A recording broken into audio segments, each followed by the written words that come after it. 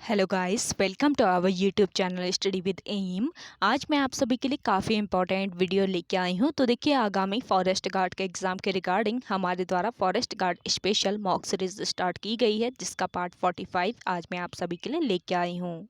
ये जो mock series है ये आपको डेली प्रोवाइड कराई जा रही है, जो कि आपके आगामी फॉरेस्ट गार्ड के एग्ज़ाम के लिए इम्पॉर्टेंट है। साथ ही साथ अदर उत्तराखंड एग्ज़ाम के लिए भी ये मॉक सीरीज़ इम्पॉर्टेंट रहने वाली है।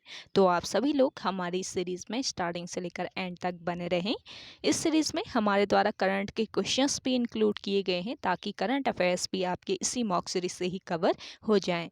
तो चलिए आज की इस मॉक सीरीज़ को स्टार्ट करते हैं। स्टार्ट करने से पहले जिन लोगों ने अभी तक हमारे YouTube channel study with M को सब्सक्राइब नहीं किया है, वो सब्सक्राइब कर लें। साथ ही साथ बगल में जो बेल आइकन दिख रहा है, इसे भी प्रेस कर लें, ताकि हम कोई भी वीडियो डालते हैं तो उसका नोटिफिकेशन आपके पास जल्द से जल्द पहुंच जाए। आप सभी लोग हमारे टेलीग्राम चैनल को भी ज्वाइन कर सकते हैं। अराउंड 6.6 के यहाँ पे ग्रुप मेंबर्स हो चुके हैं। सुबह 10 बजे और शाम 8 बजे यहाँ पे क्विज का आयोजन भी कराया जाता है। इसके अलावा अदर इम्पॉर्टेंट अपडेट्स पीडीएफ्स यहीं पे शेयर की जाती हैं। लिंक आपको उसका डिस्क्रिप्शन बॉक्स में मिल जाएगा। बढ़ते हैं आज की वीडियो की ओर।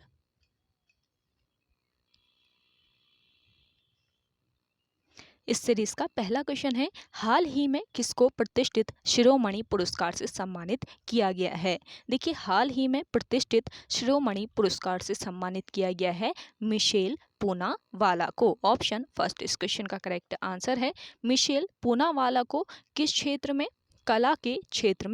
कला के क्षेत्र में उनके योगदान के लिए यूनाइटेड किंगडम में एनआरआई वर्ल्ड समिट 2022 में शिरोमणि पुरस्कार मिला है। पूनावाला के अलावा श्री साधु ब्रह्म बिहारी, इसके अलावा भगवान रामी रेंजर और रीता हिंदुजा छाबड़िया को भी शिरोमणि पुरस्कार से सम्मानित किया गया है। और Michelle Poonawalla House of Lords में एक प्रमुख वक्ता थी, और उन्होंने कला के क्षेत्र में उनके योगदान के लिए शिरोमणि पुरस्कार स्वीकार किया है। बात करें शिरोमणि पुरस्कार को कब स्थापित किया गया। देखिए, शिरोमणि पुरस्कार जो है इसको वर्ष 1977 ईस्वी में स्थापित किया गया था। ये ध्यान रखेंगे, इंपॉर्टेंट पॉइंट है आपका। अगला क्वेश्चन देखिए, हाल ही में नीरज चोपड़ा ने डायमंड लीग मीट में कौन सा पदक जीता है। देखिए, हाल ही में नीरज चोपड़ा ने डायमंड लीग मीट में कौन सा पदक? सिल्वर पदक जीता है। ऑप्शन फर्स्ट इस क्वेश्चन का करेक्ट आंसर हो जाएगा। देखिए, स्टॉक होम में खेले गए डायमंड लीग में नीरज चोपड़ा ने 89.94 मीटर दूर भाला फेंका, और ऐसा करते हुए उन्होंने अपने ही नेशनल रिकॉर्ड को तोड़ दिया। और टोक्यो ओलंपिक में नीरज जो चोपड़ा हैं, इनको कौन सा मेडल मिला था? गोल्ड मेडल मिला था। तो टोक्यो ओलंपिक के गोल्ड मेडलिस्ट नीरज चोपड़ा ने एक और शानदार प्रदर्शन करते हुए स्टॉकहोम में प्रतिष्ठित डायमंड लीग मीट में सिल्वर मेडल जीता है। अगला क्वेश्चन है, हाल ही में किस राज्य ने काशी यात्रा योजना शुरू की है। देखिए, हाल ही में काशी यात्रा योजना शुरू की है किस राज्य ने? कर्नाटक राज्य सरकार ने। ऑप्शन फर्स्ट यहाँ पे आपका बिल्कुल करेक्ट आंसर है। देखिए, कर्नाटक सरकार ने काशी यात्रा योजना का शुभारंभ किया है। काशी यात्रा योजना का जो शुभारंभ है वो किसके द्वारा? कर्नाटक सरकार के द्वारा किया गया है। काशी यात्रा परियोजना उत्तर प्रदेश के वाराणसी में काशी विश्वनाथ मंदिर की तीर्थ यात्रा करने के इच्छुक 30,000, ध्यान दीजिएगा, 30,000 तीर्थ यात्रियों में से प्रत्येक को 5,000 रुपये की नगद सहायता प्रदान करती है। कर्नाटक सरकार ने काशी यात्रा का शुभारंभ किया है, और काशी यात्रा परियोजना उत्तर प्रदेश के वाराणसी में काशी विश्वनाथ मंदिर की तीर्थ यात्रा करने वाले जो इच्छुक 30,000 तीर्थ यात्रियों में से प्रत्येक को कितने रुपए दिए जाएंगे? 5,000 रुपये प्रत्येक को नगद सहायता के रूप में दिए जाएंगे। और काशी की बात करें तो काशी नगरी वर्तमान वाराणसी शहर में स्थित पौराणिक नगरी है, और इसे संसार के सबसे पुराने नगरों में एक माना जाता है। यह प्राचीन नगर उत्तर प्रदेश के दक्षिण पूर्वी भाग में वरुणा वरुणा और असी नदियों के गंगा संगमों के बीच बसी हुई है, ये ध्यान रखें। अगला क्वेश्चन देखिए, हिमालय नक्षत्र वेधशाला देवप्रयाग की स्थापना कब हुई? देखिए, हिमालय नक्षत्र वेधशाला जो कि आपका कहाँ पर देवप्रयाग में स्थित है और इसकी स्थापना किस वर्ष 1946 ईस्वी में इसकी स्थापना हुई। ऑप्शन थर्ड यहाँ पे आपका बिल्कुल करेक्ट आंसर है। हिमालय नक्षत्र वेधशाला देवप्रयाग में है और इसकी स्थापना कब की गई? वर्ष 1946 ईस्वी में। और इस वेधशाला की स्थापना किसके द्वारा की गई थी? इस वेधशाला की स्थापना की थी चक्रधर जोशी ने। चक्रधर जोशी ने इस वेधशाला की स्थापना की थी, ये ध्यान रखें। अगला क्वेश्चन देखिए, देशभक्त प्रेस की स्थापना किसने की थी? मोस्ट इंपॉर्टेंट है, देशभक्त प्रेस जो है इसकी स्थापना किसने की थी? बद्रीदत्त पांडे ने। ऑप्शन सेकंड यहाँ पे आपका बिल्कुल करेक्ट आंसर है। देखिए, बद्रीदत्त पांडे, इनके मूल निवास की अगर हम बात करें तो इनका मूल निवास एवं शिक्षा स्थल कहाँ पे था? अल्मोड़ा में था। मूल निवास और शिक्षा स्थल इनका अल्मोड़ा में था, लेकिन इनका जन्म 15 फरवरी 1882 को कहाँ पर हुआ था? कनखल हरिद्वार में। कनखल हरिद्वार में इनका जन्म हुआ था। और वर्ष 1913 की अगर हम बात करें तो वर्ष 1913 ईस्वी में ये अल्मोड़ा से प्रकाशित अल्मोड़ा अखबार के संपादक बने। आपसे पूछा जाए कि बद्रीदत्त पांडे अल्मोड़ा अखबार के संपादक कब बने, तो आपका करेक्ट आंसर हो जाएगा वर्ष 1913। और अल्मोड़ा अखबार जो था ये वर्ष 1918 ईस्वी में तत्कालीन डिप्टी कमिश्नर ने प्रतिबंधित कर दिया, यानी कि ये अल्मोड़ा अखबार जो है इसको 1918 ईस्वी में बंद करा दिया गया तत्कालीन डिप्टी कमिश्नर के द्वारा। और इसके बाद इन्होंने अल्मोड़ा से, इसके बाद बद्रीदत्त पांडे ने अल्मोड़ा से एक साप्ताहिक पत्र का प्रकाशन शुरू किया, जिसका नाम क्या था? जिसका नाम था शक्ति। तो शक्ति साप्ताहिक पत्र का प्रकाशन इन्हीं के द्वारा शुरू किया गया। और बद्रीदत्त पांडे को क्या कहा जाता है? कुर्मांचल केसरी भी कहा जाता है। अगला क्वेश्चन देखिए, राज्य में एसडीआरएफ का गठन किस वर्ष किया गया? देखिए, राज्य में एसडीआरएफ का गठन किया गया वर्ष 2013 में। ऑप्शन थर्ड यहाँ पे आपका बिल्कुल करेक्ट आंसर है। देखिए, 21 जुलाई 2013 को राज्य में एनडीआरएफ के तर्ज पर एसडीआरएफ का गठन किया गया 21 जुलाई 2013 को। और आपदा प्रबंधन के लिए राज्य स्तर पर आपदा प्रबंधन एवं न्यूनीकरण केंद्र और राज्य आपदा प्रबंधन प्राधिकरण का गठन भी किया गया। अगला क्वेश्चन देखिए,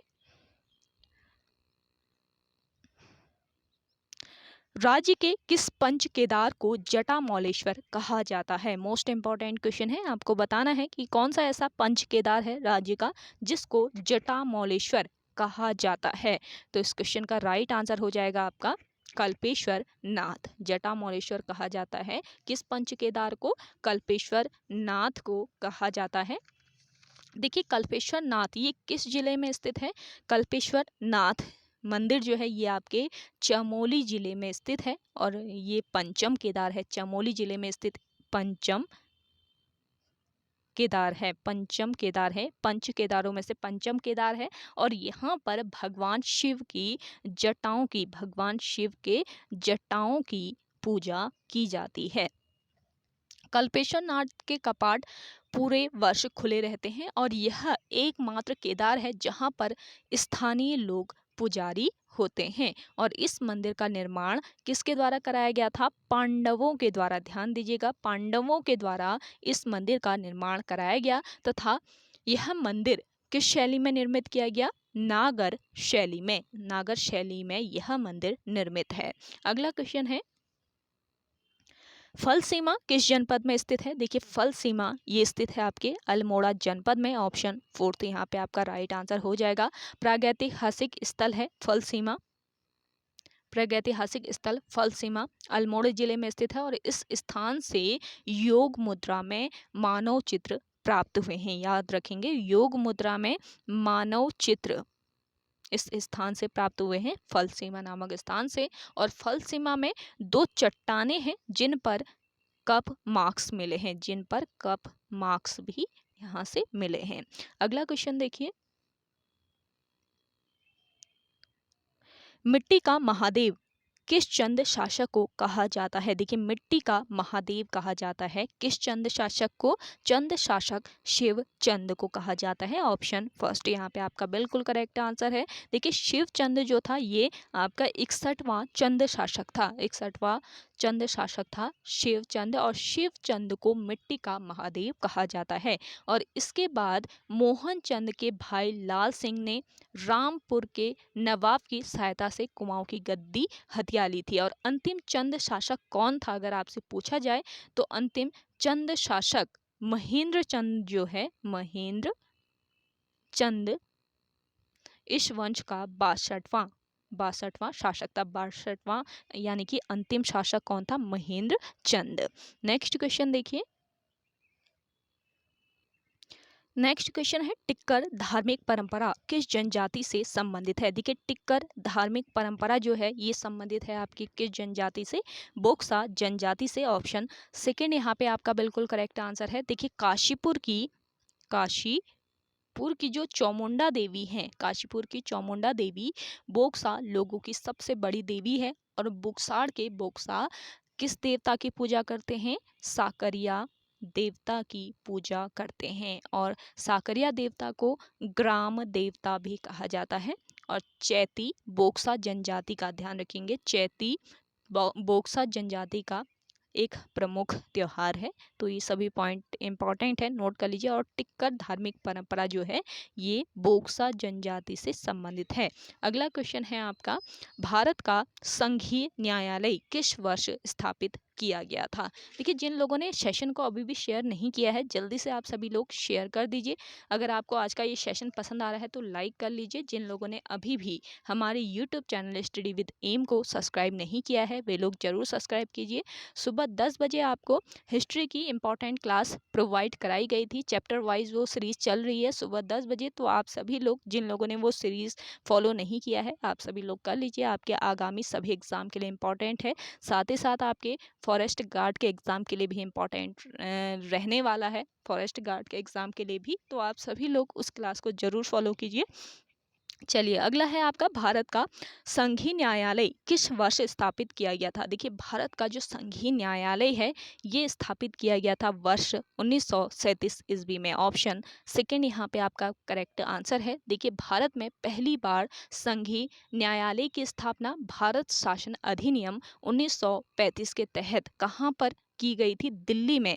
दिल्ली में इसकी स्थापना की गई थी। अगर आपसे पूछा जाए कि भारत में पहली बार संघीय न्यायालय की स्थापना किस अधिनियम के तहत की गई थी और कहाँ पर की गई थी, इस तरीके से आयोग द्वारा क्वेश्चन पूछा जा सकता है। तो आपको पता रहना चाहिए कौन सा ये अधिनियम था। ये था भारत शासन अधिनियम 1935।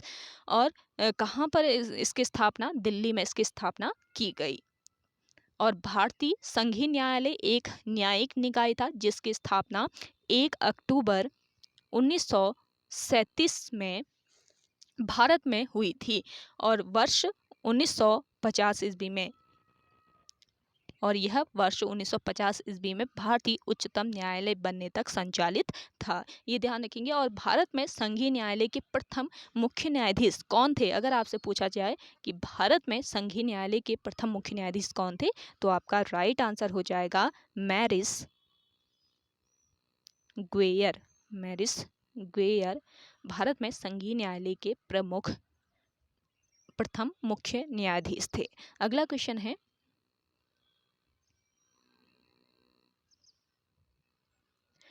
महिलाओं को पंचायतों में आरक्षण भारत के संविधान के किस संशोधन द्वारा दिया गया?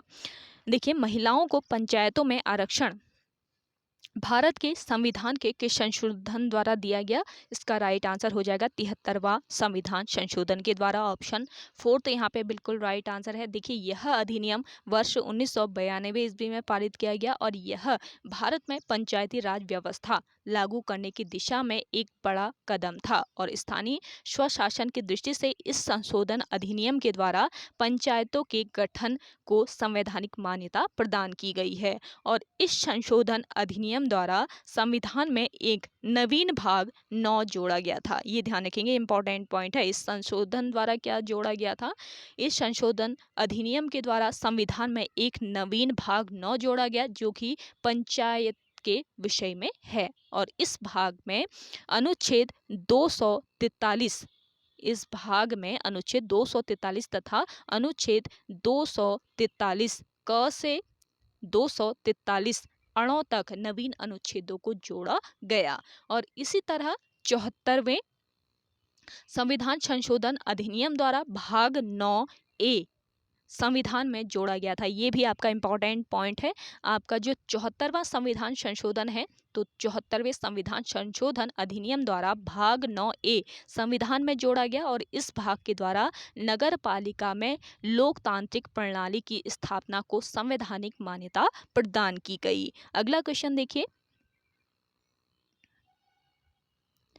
भारत में यरलुंग जंगबो नदी को किस नाम से जाना जाता है? देखिए, भारत में यरलुंग जंगबो जो नदी है, इसको जाना जाता है किस नाम से? ब्रह्मपुत्र नाम से। ऑप्शन थर्ड इस क्वेश्चन का बिल्कुल राइट आंसर हो जाएगा। देखिए, भारत की ब्रह्मपुत्र नदी को ही तिब्बत में यारलुंग जंगबो के नाम से जाना जाता है और चीन में इसका एक अन्य नाम क्या है? Yarlung Tsangpo. चीन में इसका एक अन्य नाम क्या है? Yarlung Tsangpo. ये भी ध्यान रखिए। और ब्रह्मपुत्र नदी तिब्बत की मानसरोवर झील के पूर्व तथा सिंधु एवं सतलज के स्रोतों से काफी नजदीक से निकलती है और यह हिमालय के समांतर पूर्व की ओर बहती है। ये ध्यान रखेंगे, किसके समांतर बहती है? हिमालय के समांतर यह नदी बहती है और पूर्व की ओर बहती है यह नदी। और नामचा बारवा शिखर के पास पहुंचकर ये यू के अक्षर जैसा मोड़ बनाकर भारत के अरुणाचल प्रदेश में गार्ज के माध्यम से प्रवेश करती है। किसके माध्यम से? गार्ज के माध्यम से ये अरुणाचल प्रदेश में प्रवेश करती है और यहाँ से दिहांग नाम से इसको जाना जाता है। यहाँ इस नदी को किस नाम से अरुणाचल प्रदेश में किस नाम से जाना जाता है? इस नदी को दिहांग नाम से। तो ये ध्यान रखेंगे। अगला क्वेश्चन है आपका, जोजिला दर्रा निम्नलिखित में से किसको जोड़ता है? देखिए, जोजिला जो दर्रा है ये जोड़ता है किसको? लेह एवं श्रीनगर को। ऑप्शन थर्ड इस क्वेश्चन का बिल्कुल करेक्ट आंसर हो जाएगा। जोजिला दर्रा हिमालय का एक प्रमुख दर्रा है और यह एक उच्च पर्वतीय दर्रा है जो भारतीय लद्दाख क्षेत्र में स्थित है। ये ध्यान रखेंगे, भारतीय लद्दाख क्षेत्र के हिमालय में स्थित है। कारगिल जिले में स्थित यह दर्रा कश्मीर घाटी को अपने पश्चिम में द्रास और सुरु घाटियों से जोड़ता है। द्रास और सुरु घाटियों को ये आपस में जोड़ता है। तो पश्चिम में द्रास और सुरु घाटियों से ये जोड़ता है और आगे पूर्व में सिंधु घाटी को ये जोड़ता है। और जोजिला दर्रे को अक्सर लद्दाख के प्रवेश द्वार के रूप में नामित किया जाता है। अगला क्वेश्चन देखिए, इंदिरा गांधी राष्ट्रीय मानव संग्रहालय कहाँ पर स्थित है? देखिए, इंदिरा गांधी राष्ट्रीय मानव संग्रहालय ये स्थित है कहाँ पर? भोपाल में। ऑप्शन थर्ड यहाँ पे आपका बिल्कुल करेक्ट आंसर हो जाएगा। इंदिरा गांधी राष्ट्रीय मानव संग्रहालय भोपाल में स्थित एक मानव विज्ञान संग्रहालय है और इसका उद्देश्य भारत में विशेष संदर्भ में मानव तथा संस्कृति के विकास के इतिहास को प्रदर्शित करना है। और यह संग्रहालय शामला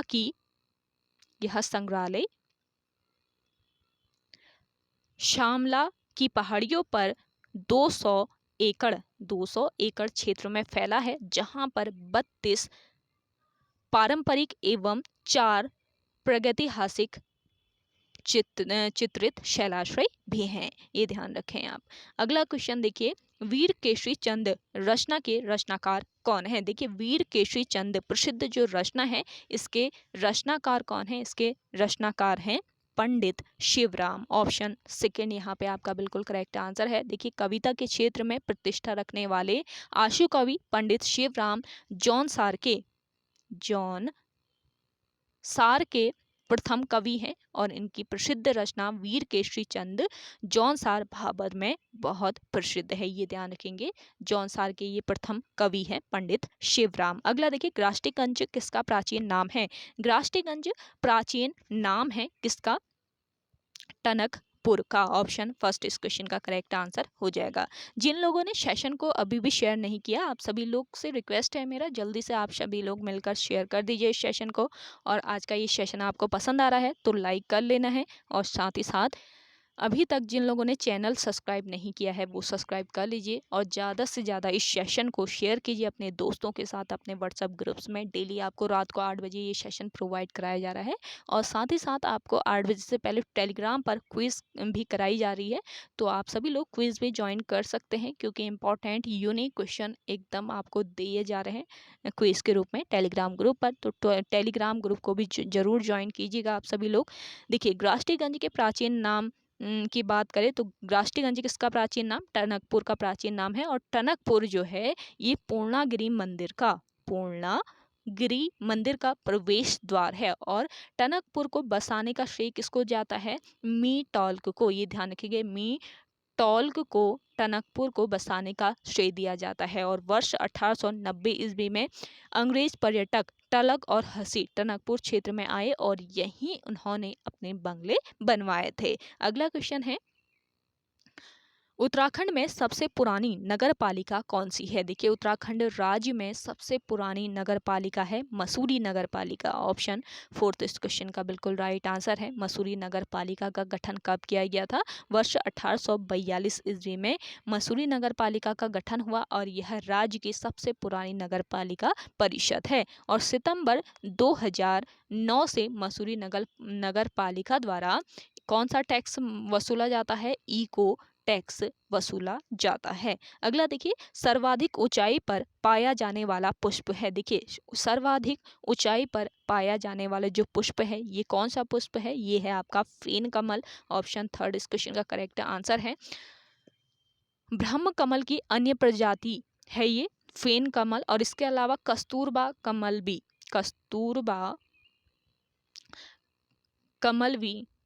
ब्रह्म कमल की अन्य प्रजाति है। तो ये ध्यान रखेंगे, ब्रह्म कमल की अन्य प्रजातियां हैं फेन कमल और कस्तूरबा कमल। और फेन कमल की बात करें तो फेन कमल राज्य में सर्वाधिक ऊंचाई पर मिलता है, और इसका वैज्ञानिक नाम क्या है? इसका वैज्ञानिक नाम है सोसोरिया ग्रामिनीफोलिया। सोसोरिया ग्रामिनीफोलिया इसका वैज्ञानिक नाम है। और ब्रह्म कमल का स्थानीय नाम अगर आपसे पूछा जाता है, कई बार ये क्वेश्चन पूछा जाता है आयोग के द्वारा, ब्रह्म कमल का स्थानीय नाम बताइए, तो ब्रह्म कमल का स्थानीय नाम है कौल पदम। और वैज्ञानिक नाम क्या है ब्रह्म कमल का? सोसूरिया अवलेटा। सोसूरिया अवलेटा इसका वैज्ञानिक नाम है ब्रह्म कमल का। अगला क्वेश्चन देखिए, लास्ट क्वेश्चन है आज के सेशन का। ऊपरी गंगा नहर का निर्माण कार्य किस वर्ष पूर्ण हुआ? देखिए, ऊपरी गंगा नहर जो है इसका निर्माण कार्य किस वर्ष पूर्ण हुआ? जिन लोगों को आंसर आ रहा है आप कमेंट करके बताइए कमेंट सेक्शन में। देखिए, ऊपरी गंगा नहर जो है इसका निर्माण कार्य किस वर्ष पूरा हुआ? 1854 ईस्वी में। ऑप्शन फर्स्ट इस क्वेश्चन का राइट आंसर हो जाएगा। देखिए, राज्य की सबसे पुरानी नहर है ऊपरी गंगा नहर, राज्य की सबसे पुरानी ये नहर है। नोट कर लीजिए, इंपॉर्टेंट पॉइंट है ऊपरी गंगा नहर। इस नहर का निर्माण वर्ष 1842 ईस्वी से लेकर 1854 ईस्वी के बीच हुआ था, और यह हरिद्वार से कानपुर तक निकाली गई है। कहां से कहां तक? हरिद्वार से कानपुर तक यह नहर निकाली गई है। और इस नहर को बनाने का पूर्ण श्रेय एक ब्रिटिश इंजीनियर को जाता है। कौन ये ब्रिटिश इंजीनियर थे? ये थे पीबी कॉटले, यानी कि प्रॉबिक कॉटले को इस नहर को बनाने का श्रेय दिया जाता है, इसलिए पीबी कॉटले को आधुनिक भगीरथ या फिर इनको उत्तराखंड का भगीरथ भी कहा जाता है। ये इंपॉर्टेंट पॉइंट है, ये भी ध्यान रखिए। और उद्घाटन किसने किया था ऊपरी गंगा नहर का? लॉर्ड डलहौजी ने इस नहर का उद्घाटन किया था? आप कमेंट करके बताइएगा जो ऊपरी गंगा नहर है इसकी लंबाई कितनी है? ज़्यादा से ज़्यादा लोग कमेंट सेक्शन में कमेंट कीजिएगा। तो ओके गाइज, आज के सेशन में इतना ही। आई होप आपको आज का ये सेशन पसंद आया होगा। अगर आज का ये सेशन आपको पसंद आता है तो इस सेशन को लाइक कीजिए, शेयर कीजिए, और जिन लोगों ने अभी भी हमारे YouTube channel study with M को सब्सक्राइब नहीं किया है वो सब्सक्राइब कर लीजिए, और सुबह 10 बजे वाली क्लास ज़रूर देखिएगा। काफ़ी इंपॉर्टेंट है, आपकी हिस्ट्री की टॉपिक वाइज वहाँ पे आपको सीरीज़ प्रोवाइड कराई जा रही है। काफ़ी इंपॉर्टेंट क्वेश्चन है उस सीरीज़ में। तो चलिए मिलते हैं एक नई इंटरेस्टिंग वीडियोज़ के साथ, तब तक के लिए धन्यवाद।